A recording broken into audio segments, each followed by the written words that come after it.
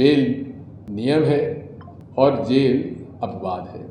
अच्छा लगता है सुनने से, लेकिन ये क्या कारण है कि मुसलमानों के जहां बात आती है वहां अपवाद हो जाता है और बाकी सब लोगों के लिए ये नियम है।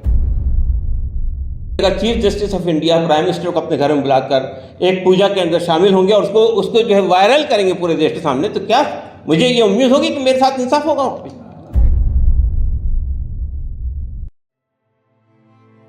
2019 से 20 में सीए एनआरसी विरोधी प्रदर्शनों से जुड़े कई कार्यकर्ताओं की गिरफ्तारी के 4 साल पूरे होने पर नई दिल्ली में association for protection of civil rights APCR के तत्वावधान में एक पैनल चर्चा का आयोजन किया गया।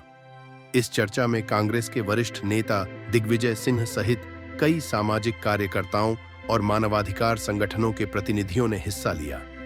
पैनल में यूएपीए कानून के तहत निर्दोष युवाओं की गिरफ्तारी पर गहरी चिंता व्यक्त की गई। इस मौके पर जेल में बंद कार्यकर्ताओं के परिवारजनों ने भी अपनी तकलीफें और दर्द बयां किया। इस वीडियो में कुछ महत्वपूर्ण लोगों के विचार संक्षेप में प्रस्तुत किए जा रहे हैं। हमारा केस पिछले 2.5 साल से आई थिंक हाई कोर्ट में चल रहा है और जब भी ऑर्डर आने का नंबर आता है तभी जज बदल दिए जाते हैं। हाल ही में एक कोर्ट का ऑर्डर आया था, बेल नियम है, जेल अपवाद है, जिसका मतलब तो मुझे तो समझ में नहीं आता कि किसके लिए नियम है और किसके लिए अपवाद है।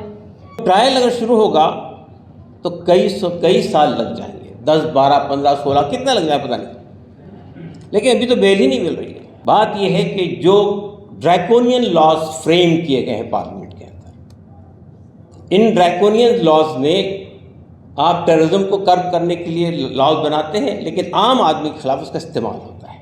कोटा के खिलाफ आवाज़ उठाई तो कांग्रेस ने, मनमोहन जी की सरकार थी, चिदम्बरम साहब होम मिनिस्टर थे, तो उसको वापस लिया गया।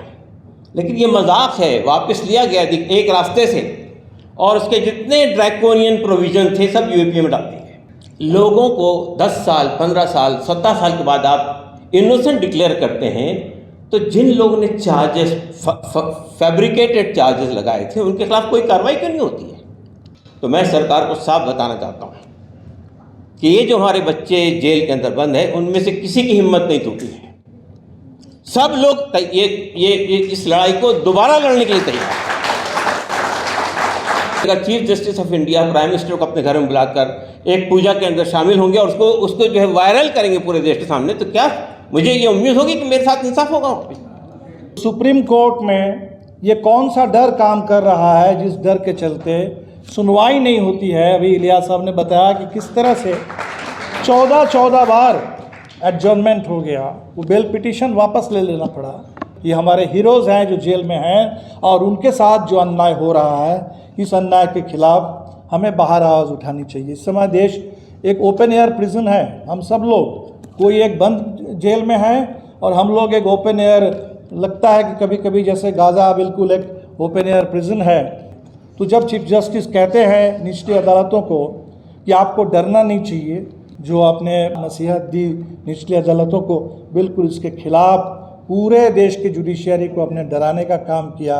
जब आपके घर में पूजा में प्रधानमंत्री आ जाते हैं, ये देश लड़ेगा, ये हम लोग झुकेंगे नहीं।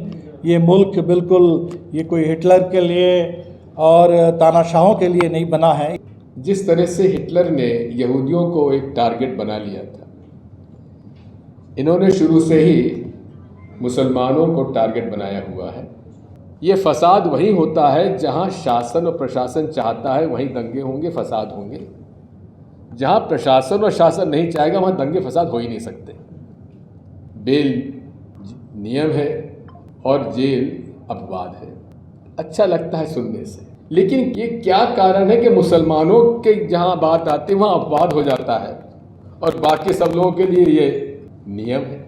जहां बजरंग दल के 15 लोग आईएसआई से पैसा लेकर और यहाँ उनके जो लोग हैं उनको वो फंडिंग कर रहे थे, और ये कार्यकाल मेरा नहीं था, ये भारतीय जनता पार्टी के कार्यकाल में ही ये लोग पकड़े गए।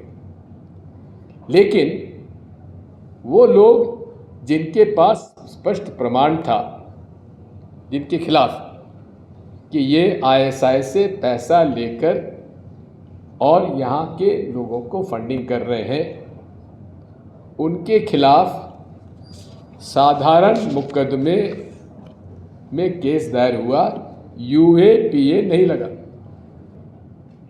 लेकिन उनको केवल एक मैसेज देना था कि हम भारतीय संविधान में भी ये बात ला सकते हैं कि मुसलमानों को बराबर का हक नहीं है। कि आज इस डबल इंजन सरकार की बुलडोज़र संस्कृति से लड़ने के लिए हम सब लोगों को एक होना पड़ेगा। ये बुलडोज़र केवल लोग घरों पर भी नहीं गिर रहा है, चल रहा है, लेकिन उनके परिवारों पर भी चल रहा है। जो 1984 में कांग्रेस ने किया, अगर उसमें इंसाफ मिला होता तो गुजरात में 2002 नहीं होता। जो मुल्क इंटेलेक्चुअल्स को 4-4, 5-5 साल के लिए बंद करके चाबी भूल जाएगा, उसका तो बेड़ा गर्क ही होना है ना। फिर उमर खालिद, डॉक्टर उमर खालिद है, उससे ज़्यादा पढ़ा लिखा उस प्रिजन का सुप्रिटेंडेंट भी नहीं होगा। मेरे से बात होती है तो हमेशा ये बात करता भी है कि हम किसी गलत काम पे अंदर नहीं आए हैं, हमें फ़ख्र है कि हमने हक का आवाज़ उठाया है। 62 बार हाई कोर्ट में हमारी तारीख हुई, लेकिन हर बार हाई कोर्ट के दरवाजे से हमें अगली की तारीख देकर लौटा दिया गया। अतः मेरा सबसे बड़ा बेटा है और उसने भी अपने हक के लिए आवाज़ उठाई, हम सबके लिए आवाज़ उठाई, और आज वो इस तस्वीर की शक्ल में हमारे साथ नज़र आता है जगह जगह। हम कल भी जब अतः प्रोटेस्ट का हिस्सा था तो उसके साथ थे, हम आज भी उसके साथ हैं और आगे भी उसके साथ रहेंगे।